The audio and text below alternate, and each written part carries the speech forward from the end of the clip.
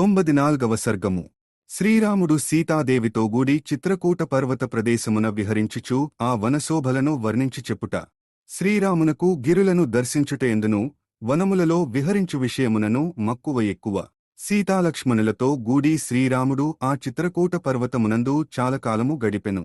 పిదప ఒకనాడు అమరతుల్యుడైన ఆ రఘురాముడు విదేహరాజకుమారి అయిన సీతాదేవికి ప్రియమును గూర్చుటకును ఆ విధముగా తాను ఆనందించుటకును ఇంద్రుడు శచీదేవికివలే చిత్రవిచిత్రములైన చిత్రకూట పర్వత శోభలను ఆమెకు చూపుచూ ఇట్లనుడివెను. ఓ శుభాంగి, రాజ్యాధికారము నాకు దూరమైనప్పటికిని, హితైషులైన మిత్రులు నాకు చేరువలో లేనప్పటికిని, ఈ చిత్రకూటమునందలి రమణీయ దృశ్యములను చూచుచూ ఆనందించుటలో నిమగ్నమైన నా మనస్సును ఆ విషయములు ఏవియూ కలవరపరచుటలేదు. ఓ సుందరి, ఈ చిత్రకూట పర్వతము యొక్క అందచందములపై ఒక్కసారి నీ దృష్టిని ప్రసరించేయుము. ఇందు వివిధములగు పక్షులు మధురధ్వనులు గావించుచున్నవి. దీని ఎత్తైన శిఖరములు ఆకాశమును తాకుచున్నవి. ఆ శిఖరముల నుండి జాలువారుచున్న గేరికాదిధాతువులు కనువిందుగావించుచున్నవి. గేరికాదిధాతువులచే రమ్యముగానున్న గిరిశిఖరములలో కొన్ని ప్రదేశములు మిగుల స్వచ్ఛములై అలరారుచున్నవి. కొన్ని ఎర్రని కాంతులతో విలసిల్లుచున్నవి. కొన్ని ఎరుపుతో గూడిన పసుపు వన్నెతో రాజిల్లుచున్నవి. కొన్ని ఇంద్రనీలమణుల కాంతులతో విరాజిల్లుచున్నవి. కొన్ని పుష్యరాగముల వలె శోభిల్లుచున్నవి. కొన్ని స్ఫటికములవలే తెల్లనైనవి.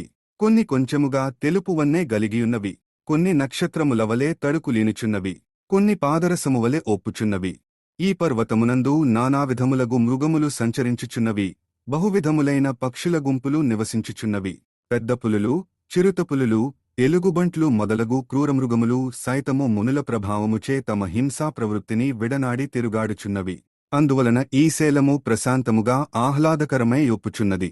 ఈ పర్వతము మామిడి, నేరేడు, వేగిస, లొద్దుగు చెట్లతోడను, మోరటి, పనస, చండ్ర చెట్లతోడను, ఊడుగు, గజపిప్పలి, నమ్మి, మారేడు, తుమ్మి చెట్లతోడను, బెదుళ్ల పొదలతోడను, టేకు, వేప, ఉలిమిరి, ఇప్ప, తిలక వృక్షములతోడను, రేగు, ఉసిరిక, మంకెన చెట్లతోడను, వేత్రవృక్షములతోడను, ఏరుమద్ది, దానిమ్మ మొదలగు వివిధ వృక్షములతోడనుగూడి నేత్రపర్వమయ్యొప్పుచున్నది. ఈ వృక్షములు పుష్పఫలభృతములై చూడముచ్చటగానున్నవి. తమ చల్లని నీడలతో ప్రాణికోటికి హాయిని గొలుపుచున్నవి. ఈ విధముగా ఈ పర్వతము అత్యద్భుత శోభలతో అలరారుచున్నది. ఓ కళ్యాణి, ఆహ్లాదకరమైన కొండచర్యలందు పరస్పర ప్రేమానురాగములతో జంటలు జంటలుగా విహరించుచు చూచెడివారికి గగుర్పాటు గూర్చుచున్న ఈ కిన్నర జాతి వారిని జూడుము. విద్యాధరులు వారిసుతులు చెట్ల కొమ్మలపైనుంచిన ఖడ్గములను, అమూల్యములైన వస్త్రములను వారు విహరించుచున్న సుందర ప్రదేశములను దర్శింపుము. ఈ పర్వతముపై కొన్ని చోట్ల జలపాతములు పైనుండి క్రిందికి దూకుచున్నవి. మరికొన్ని చోట్ల భూమిని చీల్చుకొనుచు నీటిఊటలు స్రవించుచున్నవి. అక్కడక్కడ చిన్న చిన్న ప్రవాహములు కనువిందు గావించుచున్నవి. వివిధ ప్రవాహములతో గూడిన ఈ పర్వతము మదధారలను స్రవించుచున్న మత్తగజమువలే విరాజిల్లుచున్నది. వివిధములగు పూలవాసనలను మోసికొనుచూ ఈ కొండగుహల నుండి వచ్చుచున్న వాయువులు ఘ్రాణతర్పణమొనర్చుచున్నవి. ఈ సుగంధములకు ఆనందింపనివారు ఎవ్వరు? ఓ సర్వాంగసుందరి, ఈ వనమునందు ఆనందప్రదమైన నీ సాహచర్యము వలనను భక్తిప్రత్తులతో గూడిన లక్ష్మణుని సేవలతోడను పెక్కు సంవత్సరములు హాయిగా గడపినచో అయోధ్యానగరమును త్యజించుట వలన గలిగిన దుఃఖము నన్నేమాత్రమూ బాధింపదు. ఓ భామిని, ఈ పర్వత శిఖరములు చిత్రవిచిత్రములుగానున్నవి. ఇందలి వృక్షములు పుష్పఫలభృతములై రమణీయముగానున్నవి. నానావిధములైన పక్షులకు ఇది ఆటపట్టియున్నది. ఆహ్లాదకరమైన ఈ పర్వతము నా మనస్సును దోచుకోనుచున్నది. ఓ జానకి, వనవాసము చేయుట వలన తండ్రి ఆదేశమును పాటించుట ద్వారా పితృణమునమును దీర్చుకొనుట, తమ్ముడైన భరతునకు ప్రియమును చేకూర్చుట అను 2 ఫలములు నాకు దక్కినవి. ఓ వైదేహి, మనోవాక్కాయములకు ఆహ్లాదమును గూర్చుచున్న పలువిధములగు ఈ మనోజ్ఞ దృశ్యములను ఈ చిత్రకూట పర్వతమున నాతో గూడి విహరించుచు నీవును దర్శించుచుంటివి. నావలే నీవును ఆనందించుచున్నావు గదా. ఓ రాణి, మా వంశమునకు మూలపురుషులైన మనువు మొదలగు రాజర్షులు నియమపూర్వకముగా వనవాసము చేసినచో అమృతత్వము లభించునని తెలిపియుండిరి. కనుక దీనివలన తనువులను చాలించిన పిమ్మట పరమపదము లభించును. ఈ పర్వతమునకు నలువైపులగల విశాలములైన వందల కొలది శిలలు నీలము, పసుపు, తెలుపు, ఎరుపు మొదలగు పలురంగులలో బహువిధములుగా విలసిల్లుచున్నవి. ఈ మహాపర్వతము మీద అద్భుతమైన తమ సహజకాంతులతో ప్రకాశించుచున్న వేలకొలది ఓషధులు రాత్రులయందు అగ్నిజ్వాలలవలె వెలుగులను వెదజల్లుచున్నవి. ఓ సుందరి, ఈ గిరియందు కొన్ని తావులలోగల గుహలు సకల సౌకర్యములతో గృహములవలె నివాసయోగ్యములుగానున్నవి.